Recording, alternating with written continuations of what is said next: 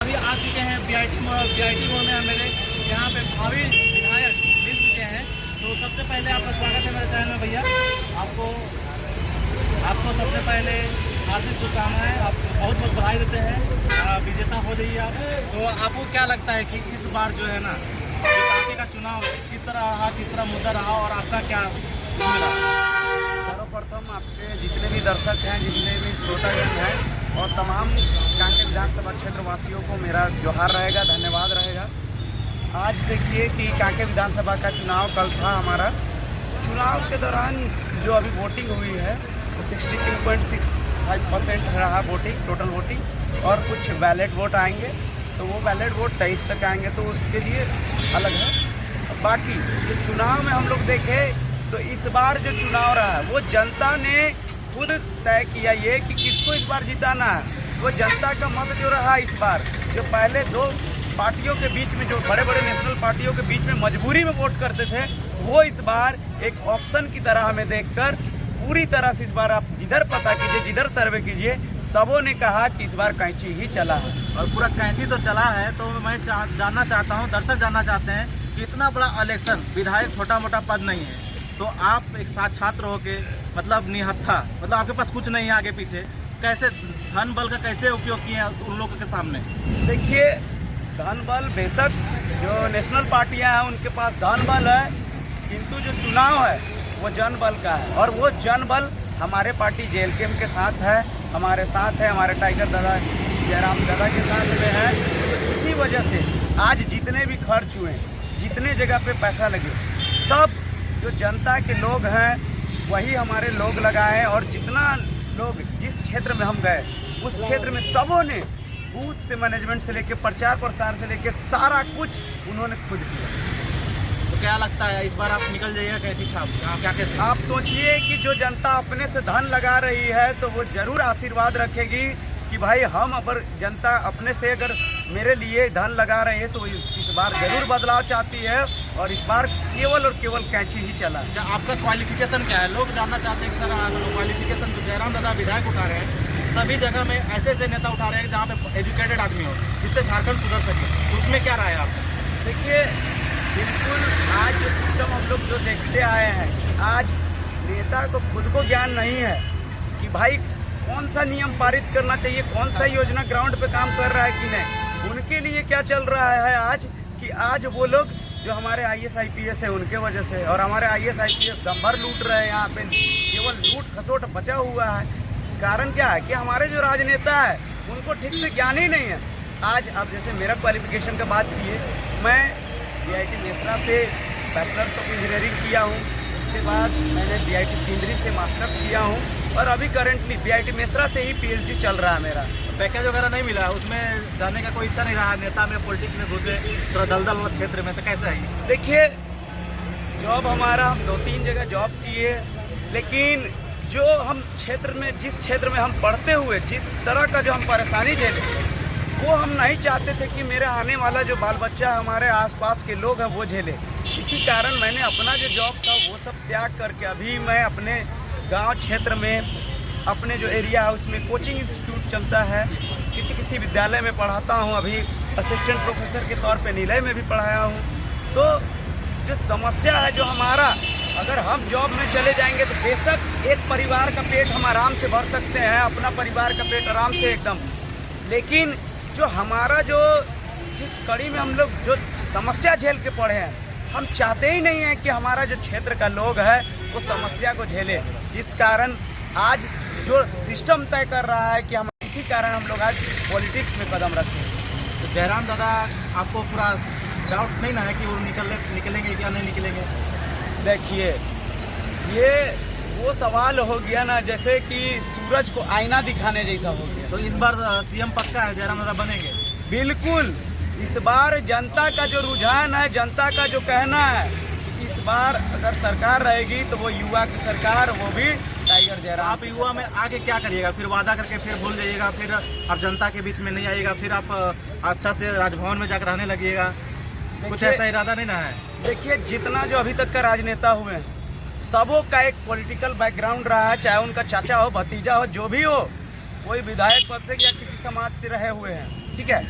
आज क्या है, हमारा जो पार्टी बना है JLK, जितना प्रत्याशी है आप मैक्सिमम 76 प्रत्याशी में आप देखिए कि ऑलमोस्ट 95% जो होगा जिसका कोई बैकग्राउंड नहीं है, जो राजनीति से कभी जुड़े हुए हैं। तो आप सोचिए कि ये लोग कौन है, केवल और केवल छात्र हैं। और वो छात्र क्यों राजनीति में आए? क्योंकि सिस्टम ने उन पर लाठीचार्ज किया। आज सोचिए, सहिया पे लाठीचार्ज हुआ, आंगनबाड़ी सेविका पे लाठीचार्ज हुआ, सहायक पुलिसकर्मी पे लाठीचार्ज हुआ, पारा शिक्षक पे लाठीचार्ज हुआ, स्टूडेंट वर्ग तो हमेशा से पीटते आ रहा है। तो आप अगर जितना जो छात्र है आज उन पे जो लाठियाँ चली, उसी का हिसाब लेने के लिए इस बार आगे आए हैं। तो जयराम दादा का जो वीडियो वायरल किया जा रहा है नेगेटिव वाला पूजा के साथ, तो वो क्या सच है दादा बताइए।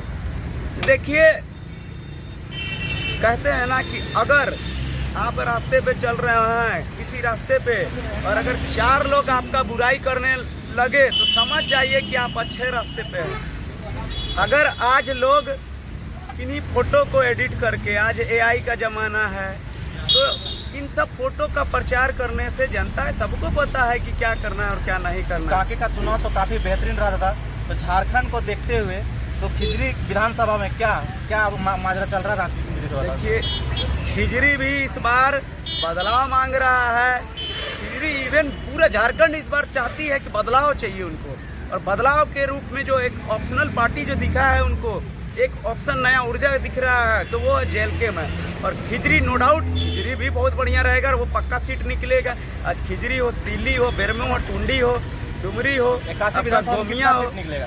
देखिए, ये काशी विधानसभा में हम लोग 76 पे फाइट कर रहे हैं। 76 में हम लोग का जितना जनता का रुझान है कि इस बार हम लोग मेजोरिटी पे रह रहे हैं। अच्छा, मेजोरिटी में रह रहा था। बिल्कुल। तो दादा, जैसे बोलते हैं कि नाई को देख के नाखून बढ़ता है, तो मोदी जी यहाँ पे आए हैं और खोटा जो लोकल लैंग्वेज में बात की है झारखंडियों को, तो वो क्या कहना है आपको कि मतलब आप लोग को देख के वो मोदी जी बदले कि क्या है? ये आप जो इससे पहले एक सवाल पूछे थे ना, उसी का ये जवाब है कि आदमी क्यों हम पे भरोसा करे। और आप जो बोले कि क्या स्थिति है, तो स्थिति ये है कि यदि एक सीटिंग PM अगर हमारे क्षेत्र में किसी विधायक के लिए प्रचार प्रसार करने आ रहे हैं, तो आप समझ जाइए कि हम लोग का प्रभाव कितना है। यदि 2 साल में एक स्टूडेंट ये प्रभाव छोड़ सकता है, तो आप समझ लीजिए कि इस बार क्या हम लोग का ही रहेगा झारखंड का। हेमंत दादा तो भोजपुरी हीरो खेसारी लाल को ला रहे हैं अपना इलेक्शन में प्रचार में, तो आप लोग किसी को चुने हैं कि नागपुरी का हीरो का ले आए, इस तरह कुछ है क्या? बिल्कुल चुने हैं। हम लोग का माय माटी में, हम लोग का गांव घर में जो हम लोग का जो भाई लोग है, सब एक दूसरे में एक प्रखर वक्ता है। आप चाहे देवेंद्र का बात कीजिए, आप चाहे बेबी महतो जी का बात कीजिए, आप चाहे इसका ये बोल रहे हैं पूजा महतो का बात कीजिए, सब अपने में प्रखर वक्ता है। सानिया प्रवीण का बात कीजिए, आप एकदम हम लोग सीधे मिट्टी से खोज के। और इसी तरह इस बार अगर चुनाव में, जैसे हम लोग जो बोल रहे हैं कि इस बार हम लोग मेजोरिटी में रहेंगे, सरकार में आते ही जो हमारा माटी से जुड़ा हुआ है, जो हम लोग ग्रामीण में आज खोज नहीं पा रहे ना, वो हीरा तलाश रहे हैं लेकिन मिल नहीं रहा है ना, वो हर जगह अवेलेबल है, बस हम लोग उसको चुन नहीं रहे हैं, वो इस बार चुनेगा। तो खेसारी लाल जो आए हैं झारखंड में प्रचार प्रसार करने के लिए, उसके लिए क्या करना चाहते हैं? मतलब वो लोग डर गए क्या हेमंत साहब? देखिए, ओबियस बात है, आज सभी को डर है जयराम दादा से।